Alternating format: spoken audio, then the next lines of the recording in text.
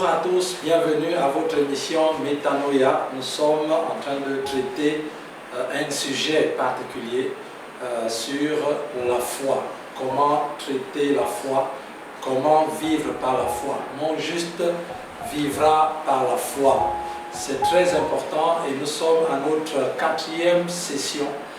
Et aujourd'hui nous allons parler de comment s'approcher de Dieu par la foi.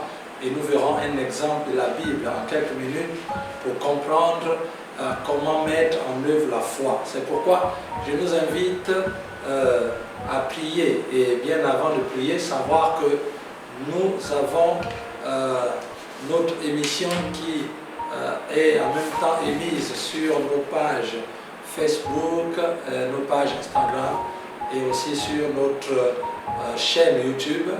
Donc, j'aimerais vous inviter à vous abonner, non seulement à s'abonner, mais également à partager. Si cette parole vous a fait du bien et vous a aidé à se sortir de quelque chose ou d'avancer avec le Seigneur, ne gardez pas pour vous, partagez dans vos groupes réseaux sociaux, WhatsApp, YouTube, Facebook, etc. Ou encore le bouche à oreille, parlez-en autour de vous parce que cela vous a béni. Et si quelque chose vous a béni, cela s'appelle la bonne nouvelle. Il faut donc la partager.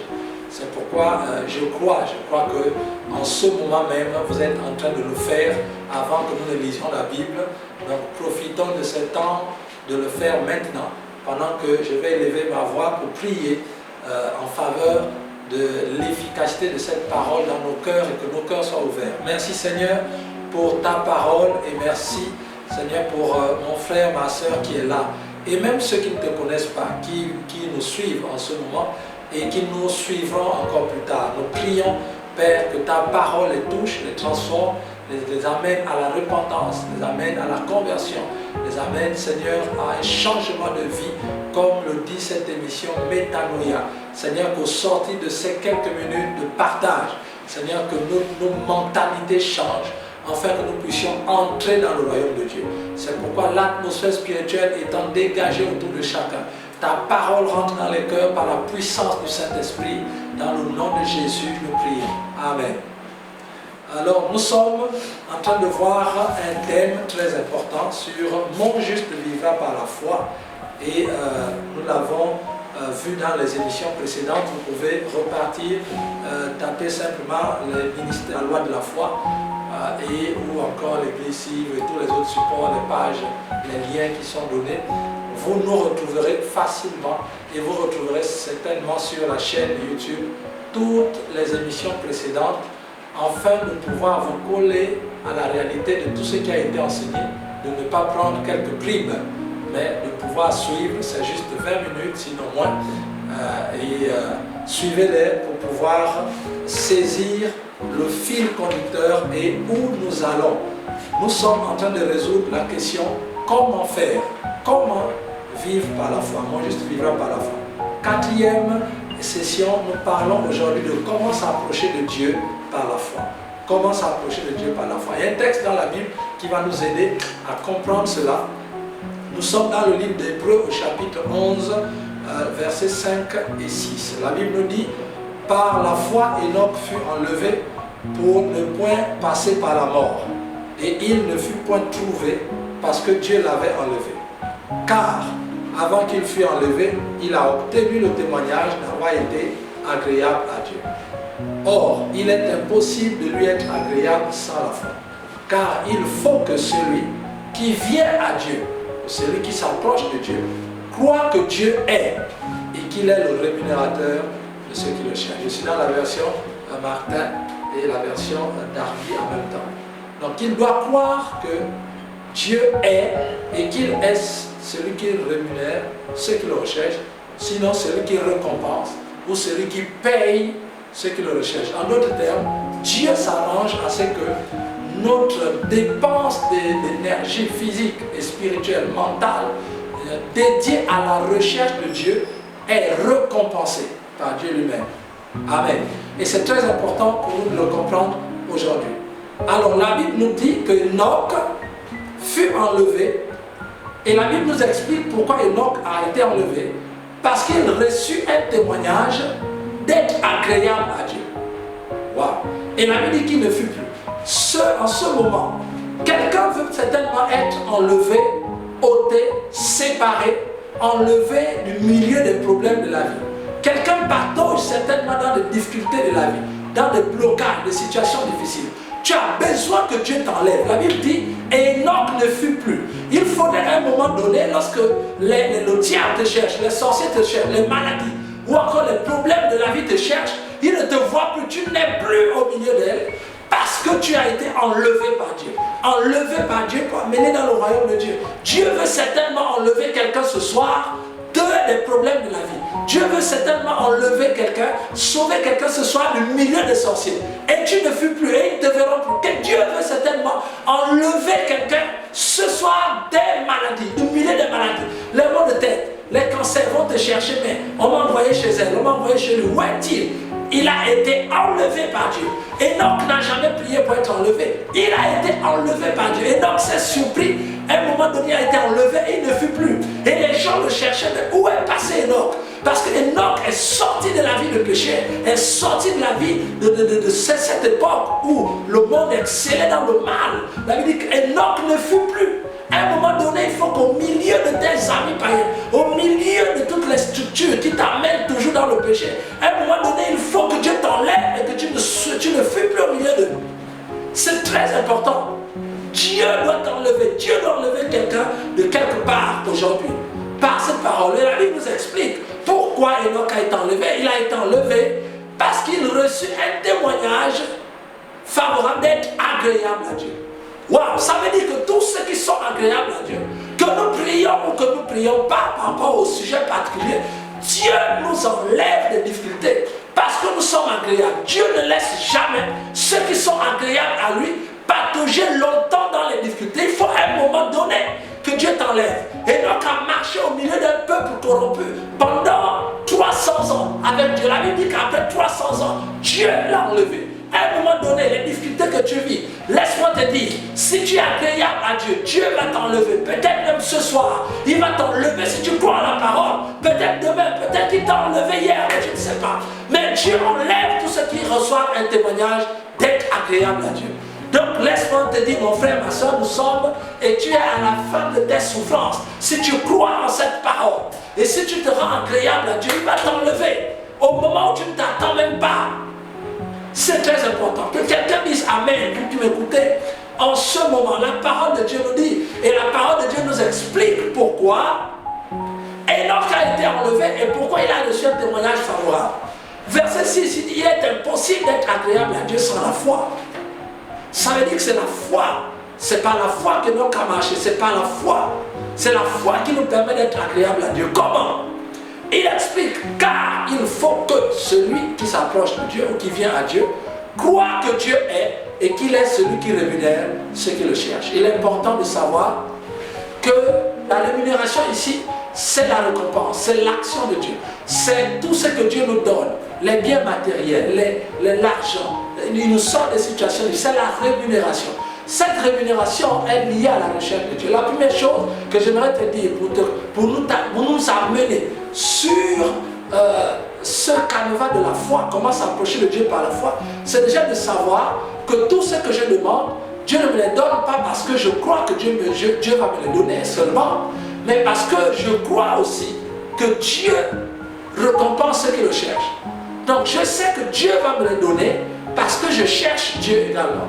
Donc lorsqu'on cherche premièrement le royaume de Dieu, alors toutes les autres choses nous sont données. Donc c'est vrai, je crois que Dieu va m'exaucer quand je prie contre la maladie. Gloire à Dieu. Mais il faut savoir aussi qu'avant même que je ne prie, l'approche qui doit m'amener dans la présence de Dieu, c'est une approche qui nous amène à croire que Dieu récompense ceux qui le cherchent. Je suis confiant en entrant dans la maison de Dieu, en entrant dans la prière, parce que je sais que Dieu récompense ceux qui le cherchent.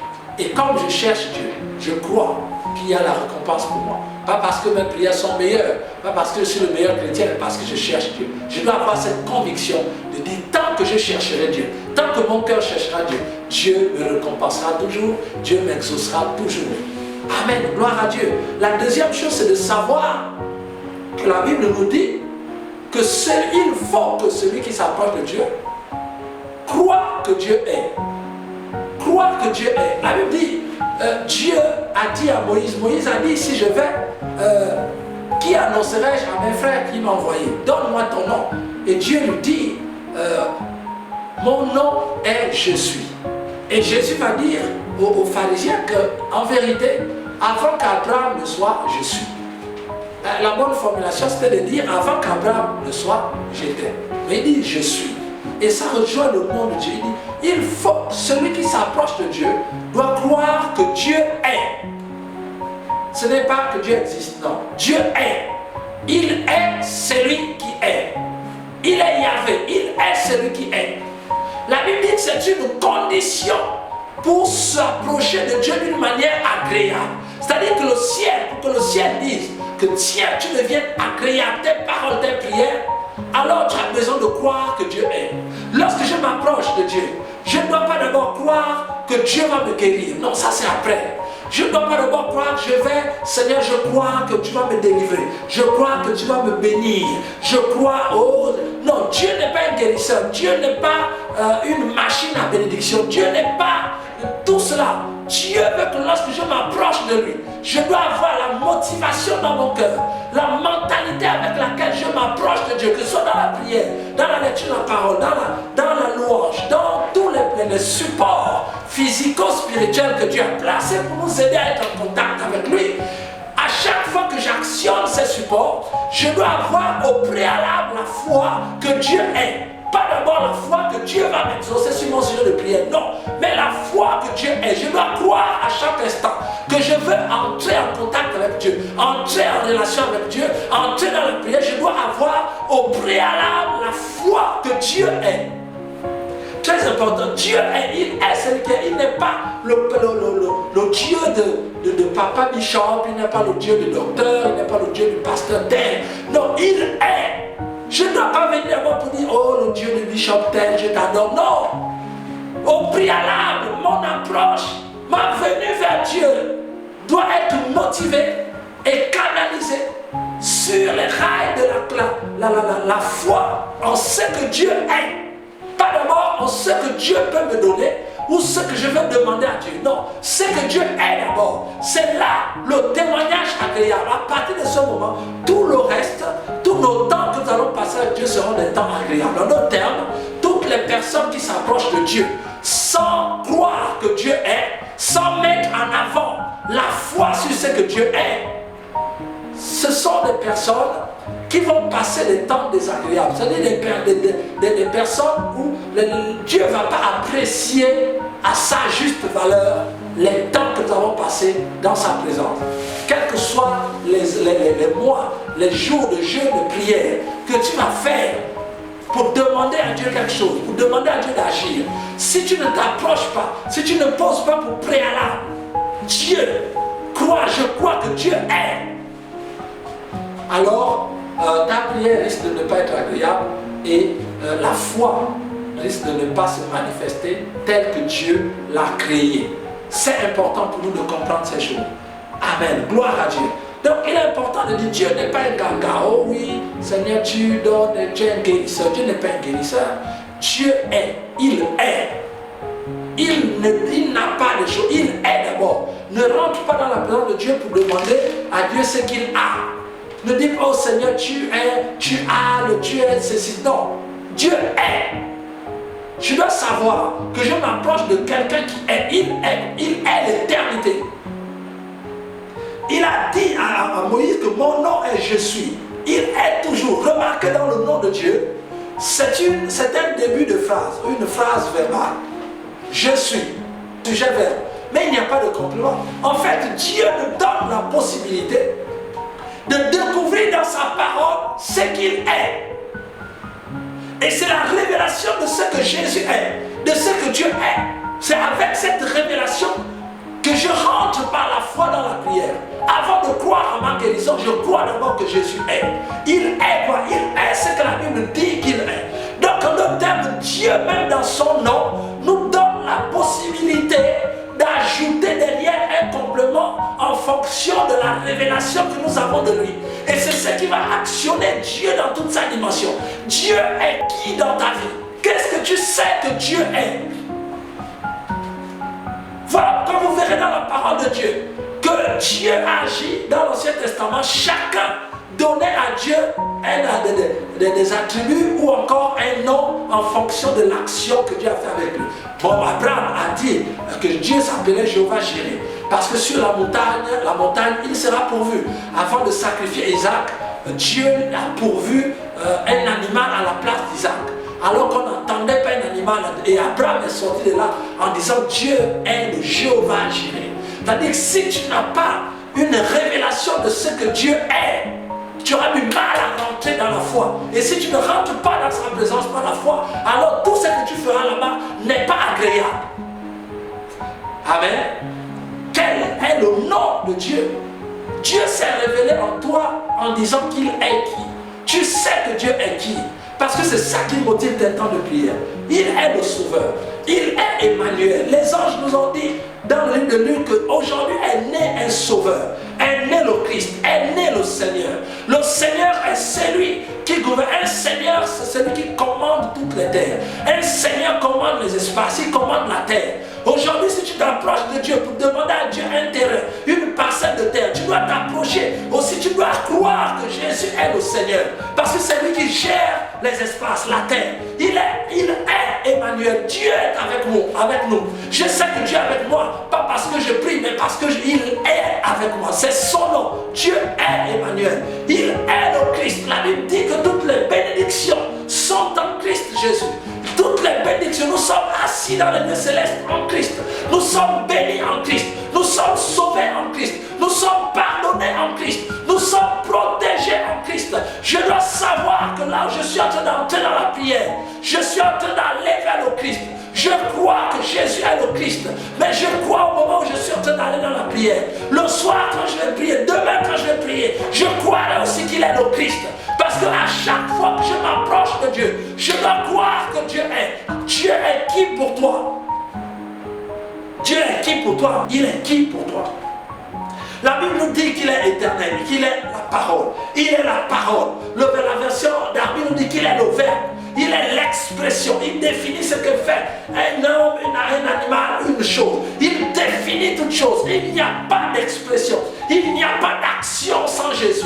Jésus est le Verbe de la création. Il n'y a pas de mouvement dans la création de Dieu sans Christ. Est-ce que lorsque tu rentres dans la prière, tu rentres avec ce nom-là? Est-ce que c'est comme ça que tu vois Dieu quand tu t'approches de Dieu? C'est lui qui est le Verbe. Il n'y a aucune expression sur la terre sans lui. Il est la parole. La Bible dit qu'il est le rayonnement de sa gloire.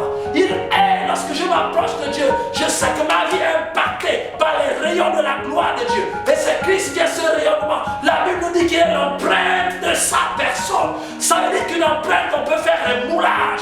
Il est l'empreinte de la personne. Ici, il s'agit de la nature de Dieu. Jésus est l'empreinte de la nature de Dieu. Ça veut dire que si je prends Jésus, je peux refaire un moulage spirituel de la nature de Dieu et vivre dans la nature de Dieu. Et devenir fils de Dieu. Et marcher dans les mêmes conditions, dans les mêmes actions que Dieu. Parce que j'ai la nature de Dieu invisible, la nature de Dieu inaccessible, nous a été donnée par l'empreinte de Dieu dans la vie de l'être humain appelé Jésus, qui fait un moulage et qui nous reconstitue exactement la pointure même de la personne de Dieu à l'intérieur de nous. Gloire à Dieu. Je crois en cela avant que je ne rentre dans la prière. Et en ce moment, lorsque tu crois, la Bible dit que tu obtiens un témoignage favorable. Il est l'empreinte de sa personne. Il est le feu dévorant. Aucun sorcier ne peut m'atteindre avant même que je ne chasse les sorciers. Je crois que Dieu est le feu dévorant. Et je crois que Dieu va agir. Mais quand je viens dans la présence de Dieu avec cet élément, Dieu me regarde, il regarde mon cœur. Il dit, ça c'est une prière agréable. Il est l'alpha et l'oméga, le commencement et la fin. Je sais qu'avant même de prier, mon Dieu est le commencement. Et lorsque j'aurai fini de prier, il est la fin.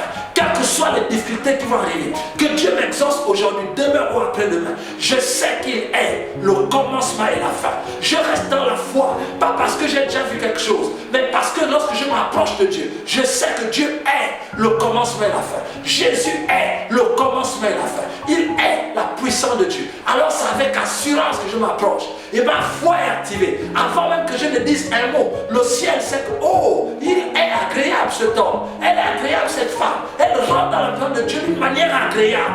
Est-ce que lorsque tu pries, tu rentres dans la présence de Dieu d'une manière agréable, ou bien tu rentres dans la présence de Dieu d'une manière désagréable, avec les plaintes, avec ceci, avec beaucoup de choses, sans croire en ce que Dieu est avant de présenter tes sujets de prière? C'est la question avec laquelle je te laisse. Et j'aimerais te dire, à ce moment, Dieu peut changer ta vie. Et c'est pourquoi tu peux prier avec moi pour dire désormais, j'entrerai dans ta présence de Dieu, je m'approcherai de Dieu d'une manière agréable. Je vais prier avec toi et je crois qu'un miracle va se faire. Et à partir de ce moment, ta vie va changer. Ta manière d'approcher Dieu va changer. Et la manière de Dieu de t'approcher, d'agir va changer. Père, je prie pour cette parole, qu'en ce moment, elle produise la vie dans son corps, dans son âme, dans son esprit. Et qu'à partir de maintenant, la confusion est ôtée et une nouvelle vie commence pour ma soeur, pour mon frère et tous ceux qui m'écoutent en ce moment. Je déclare la vie de Dieu sur leur vie. Je déclare l'exaucement et que leur foi se développe afin de tenir tête et faire face à ces difficultés de la vie et à ce temps de la fin. Que toute la gloire te revienne. Au nom de Jésus, nous prions. Amen. Nous nous retrouverons lundi prochain. Que Dieu vous bénisse.